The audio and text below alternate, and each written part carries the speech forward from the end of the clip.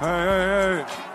So, I think the San Antonio Spurs are finally making an effort to leave NBA Purgatory and focus on an actual true rebuild for the first time in 20 plus years. For those of you who might not know or just might not be familiar with the terminology, NBA Purgatory is a place where there's a whole group of NBA teams that are both not good enough to win enough games to make a lot of noise in the NBA playoffs. They're usually first round exits or they just miss out, but they're also not bad enough to lose enough games to garner a high enough draft pick to make a true impact on the future of their team. To use the San Antonio Spurs as an example, since losing Kawhi Leonard to that injury in the 2017 Western Conference Finals that we can all thank Zaza for, in the 4 seasons since then, the Spurs have lost in the first round twice, and then the next 2 years after that, they finished with low 30s wins in both years respectively. So again, they have not been a good enough team to make any noise in the playoffs and garner any high value free agents to come to their team, but they also have not lost nearly enough games to get a high enough draft pick. With that being said though, I have been truly a fan of the group of young talent that San Antonio has built up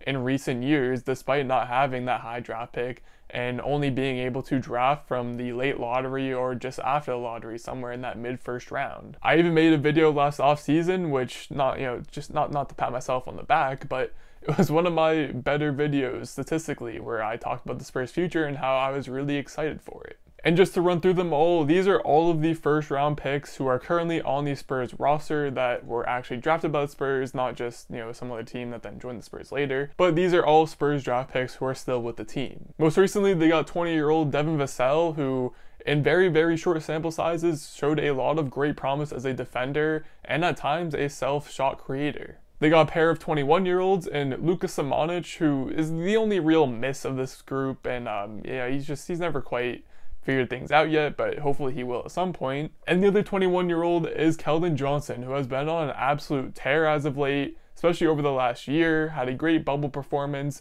came in, had another great season in the 2021 season, and just most recently got promoted from the USA Select team to the actual Team USA team to replace Bradley Beal, so that is very exciting for Spurs fans. From there, they have 22-year-old Lonnie Walker, who has shown promise as an athletic scorer off the bench with some just good athletic tools. They got 24-year-old DeJounte Murray, who has constantly been an all-defensive level defender and is improving on the offensive game every single year, so that's another very exciting young player to watch. And then at 27, to be honest, I didn't realize he was this old until I made this video, so I'm going to call him like the senior, or maybe even the super senior of this group. But we got Derek White, who's just been another guy who's just improved drastically year after year. A great scorer who missed a lot of this last season due to injury, but another guy that I'm just really excited to see get back out in the court. And if you're an outside fan, just from hearing that by itself, you'd expect the Spurs to have a good future ahead of them, and while I think they do,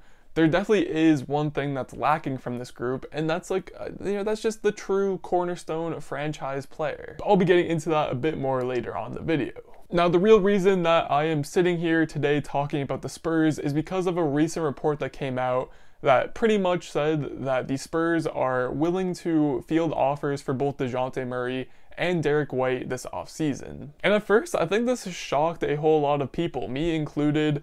just because, like I said, these are two really young players who are good and have a whole lot of promise in this league and definitely can contribute to a winning team. But now that I've had some time to think about it, on the other hand, I can also see why the Spurs would be willing to make this type of deal right now. Both players have signed very team-friendly 4-year extensions in recent years, with Derek White, his is going to be kicking in once this next season starts, and DeJounte Murray still has 3 years left on his extension heading into the next season as well. So because they're both good young players on team-friendly deals that still have at least 3 years left in both cases,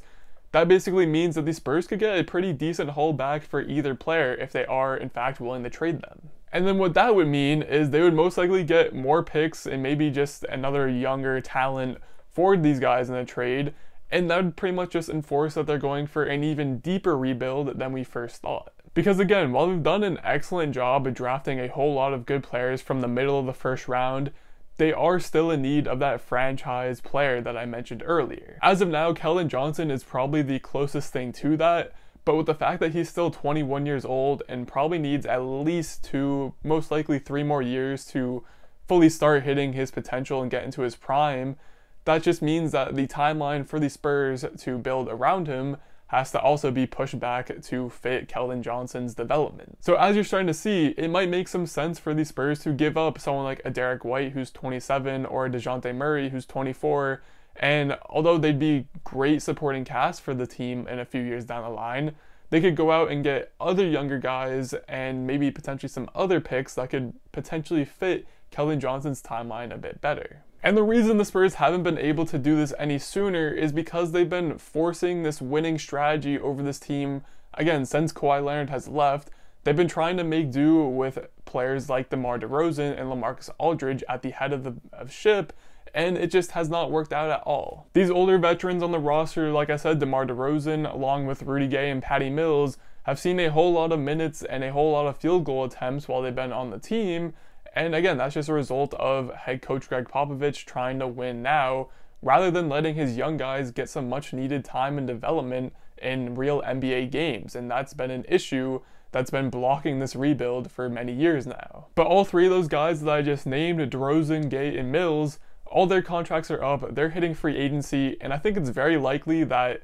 none, maybe only one, but I wouldn't be surprised if none of them return to this team for next season. And what that will do is it will allow the Spurs to finally become a rebuilding team. It'll make them one of the younger teams in the league, a similar strategy that we just saw the Detroit Pistons and the Oklahoma City Thunder do this past season, and it seems to have worked out for them so far. But I also feel like I have to talk about Greg Popovich for a little bit, in this conversation about veterans versus young guys. Because Popovich, great guy, great coach, has been at the top of his game and the top of his occupation for 20 plus years now. It's been an incredible run, and he's had a whole lot of talent with him to help get it done. But now that he's up there in age, the cracks are starting to show, the talent's starting to run out. There's been rumors for years now about him potentially leaving the job, and I think that time should be coming sooner rather than later, especially if the Spurs are going down this rebuild path. Because as I mentioned throughout this video, Popovich has been known to play his veterans more than the younger guys, and it's very clearly stunting some of the development for those younger prospects. And I for one cannot wait for Becky Hammon to finally be handed the keys to a team and